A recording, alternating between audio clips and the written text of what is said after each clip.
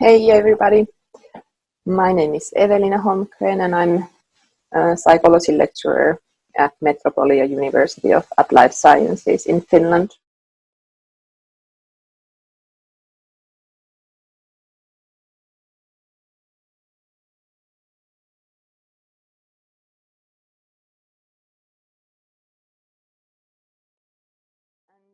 We have already been talking about what stress actually is and how our autonomous nervous system works.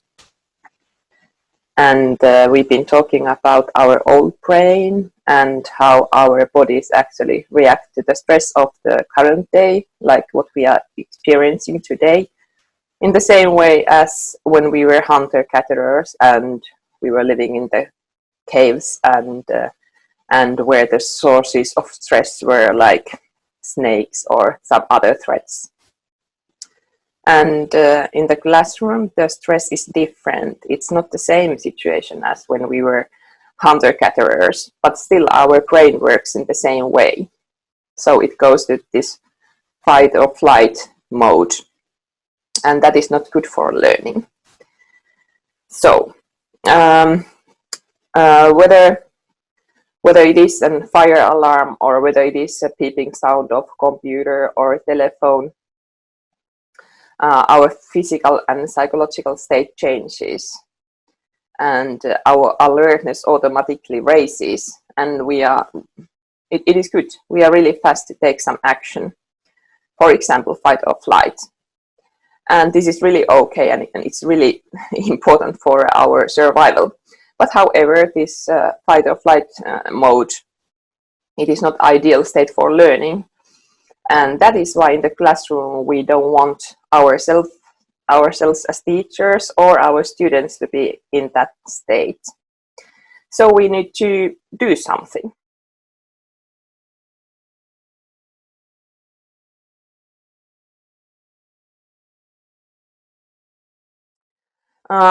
So you as teachers, you need some tools and means to tell your own autonomous nervous system and also to your students' autonomous nervous systems that, hey, now it is actually a good moment to calm down.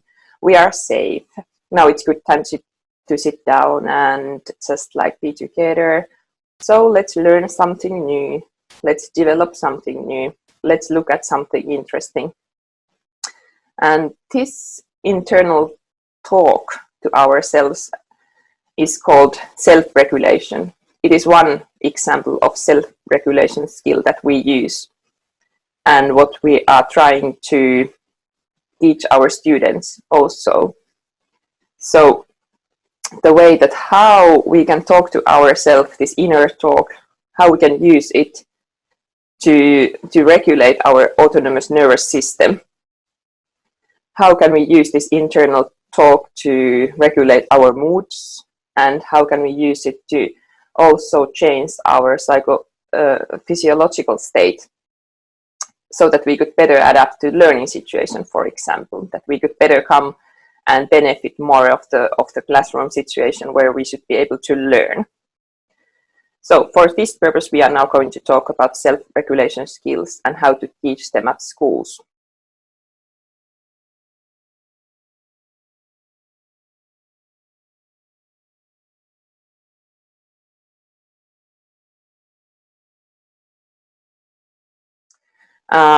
Well, self-regulation as a topic, it is huge, and it even self-regulation skills refer to a wide set of skills that we use to control and guide our internal states, our emotions, thoughts, moods, and also the external behavior that other people also can see.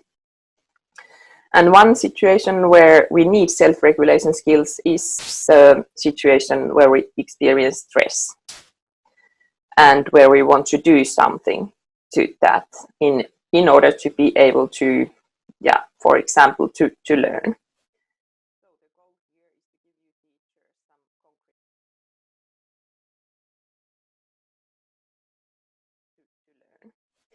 So the goal here is to give you teachers some concrete ways of handling stress in the classroom.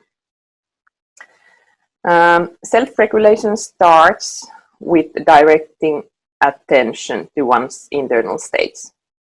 And that is not easy. So before doing anything, before changing, before even trying to change anything, we should know first that where we are actually right now. So before going to teach anything to your students, actually you as teacher, you should first look at how you are feeling yourself. What are your own internal states right now? So first you need to take them kind of, if we think about the spotlight, that you have the spotlight somewhere and you consciously direct the attention of the spotlight first to yourself and your internal states. How alert you are feeling right now? Are you probably busy?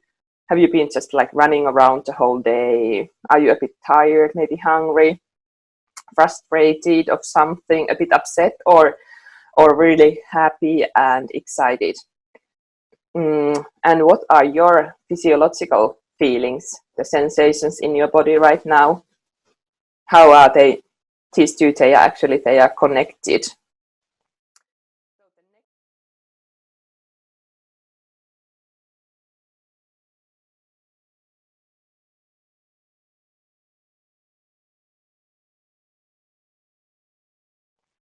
So the next thing is to teach your students to ask these same questions of themselves, to teach the students to take the attention, the conscious attention, and direct the spotlight to how they are feeling right now. What are their feelings in the body, the physiological feelings, sensations, and how about the psychological sensations, feelings, emotions?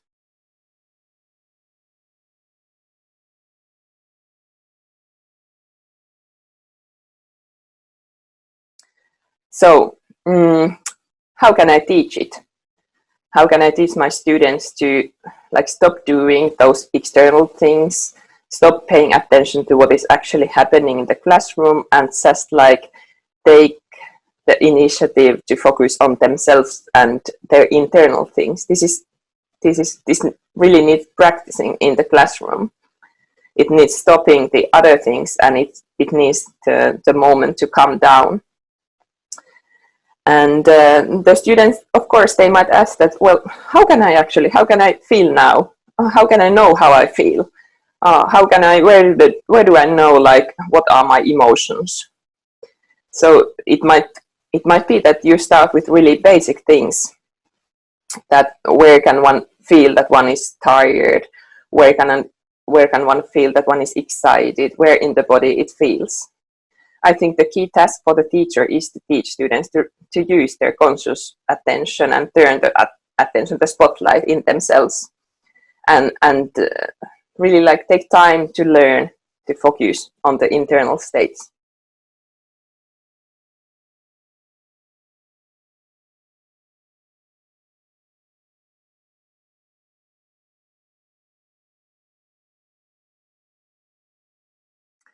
And then when the students have learned to pay attention to their internal states, then you can start teaching them skills to identify that, well, there's this and this feeling and sensation, and maybe we can give it a name. Maybe we can identify it and even like remark it, notice it, that, okay, these are my feelings and they have different names.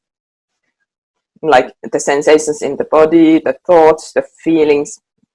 For example, in the situation where the students experience stress, they might notice that, okay, actually I have sweaty palms, tight muscles somewhere. I notice some changes in my breathing, and when they notice these changes, they might also learn to name these physiological states, but also mental states. So you might be teaching your students to name their, saying that, okay, maybe you are now feeling excited or drowsy, or is your state like internal panic actually, or happy, relaxed, and this naming is the second phase that comes after paying attention to one's internal states. And after these two things, so first turning the conscious attention to one's internal states, and then second identifying and naming these states, you can go to the third stage.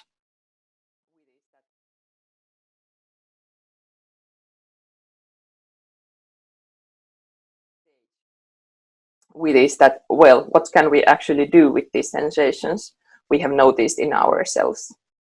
So, for example, if one is really tired and hungry and drowsy and does not feel like doing any schoolwork actually, so what should be done to increase the activity level?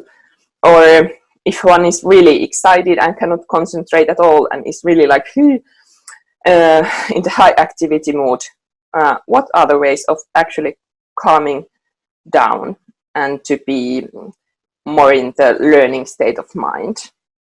So these are the grounds and reasons for which we think that it is important to teach self-regulation skills at schools, and how teaching of these self-regulation skills actually begins. Thank you.